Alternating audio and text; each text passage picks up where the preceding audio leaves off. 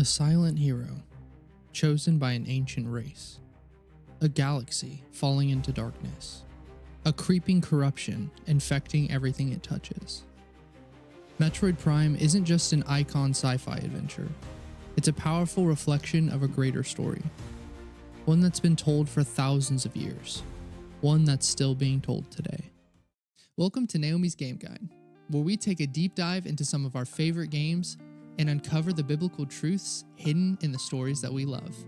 In this episode of Gospel in the Game, we're taking a deep dive into Metroid Prime, a franchise built on atmosphere, isolation, and lore, and how it surprisingly reflects and mirrors the biblical story of redemption. If you're like me and you're into indie horror games or just games that have a lot of deep lore and love connecting stories back to something eternal, then you're in the right place.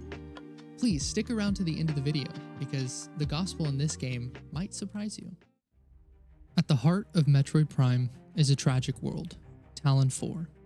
Once a vibrant planet, it's now plagued by a mysterious substance called Phazon, a blue radioactive corruption that mutates life into monstrous forms.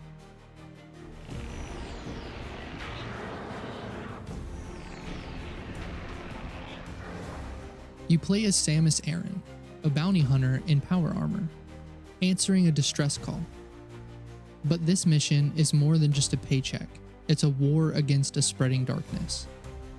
The Chozo, an ancient and wise race, once lived here and foresaw this very plague.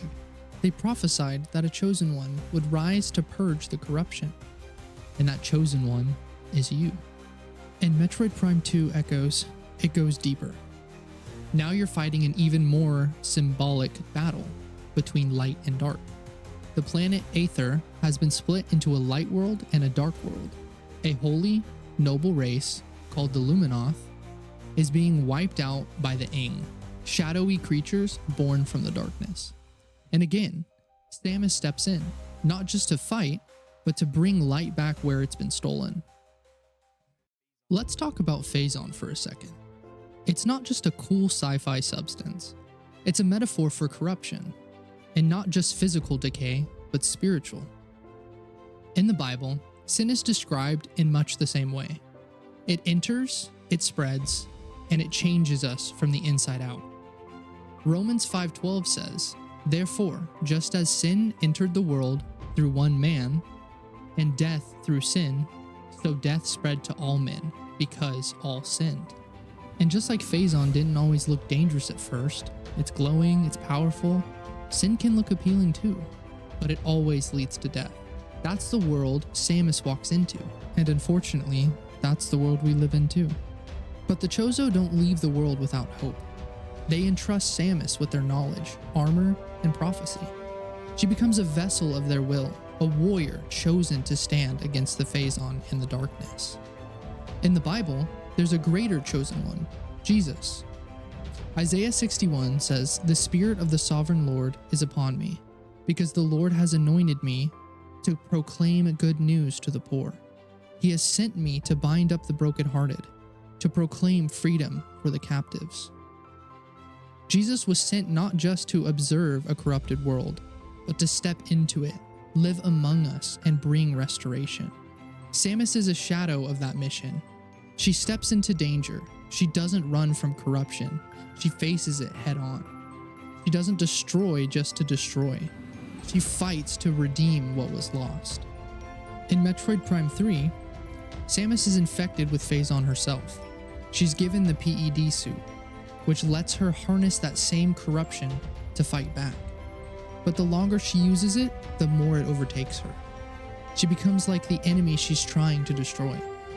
In the final battle, she uses the last of her strength to destroy Phazon at the source, even if it costs her everything. That sacrifice frees the galaxy from corruption. The Bible tells us something stunning, that Jesus, who never sinned, took our sin upon himself. 2 Corinthians 5:21 says, "He made him who knew no sin to be sin for us, so that in him we might become the righteousness of God." Jesus became the sacrifice, not just to defeat sin's effects, but to defeat sin itself. forever. At the end of her journey, Samus is free. The Phazon is gone, and the galaxy has hope again. And that's the gospel. Jesus didn't come just to give us rules or religion. He came to free us from the corruption that infects every part of our world and our hearts. He lived a perfect life, died the death we deserved, and rose again so that we could be made new. If you ever felt like the darkness was winning, or the corruption runs too deep, and you'll never be clean again, listen to this. Jesus came for you. The same way that Chozo prepared a way for Samus, God has prepared a way for you to be rescued. All you have to do is turn to Him and believe. Thanks for watching this episode of Gospel in the Game. If this encouraged you, challenged you, or even if you're just intrigued by how the gospel shows up in a game like Metroid Prime, hit the like, subscribe, and share it with someone who needs to hear this. And here's where I need your help. What game do you want to see next in this series? Drop it in the comments below.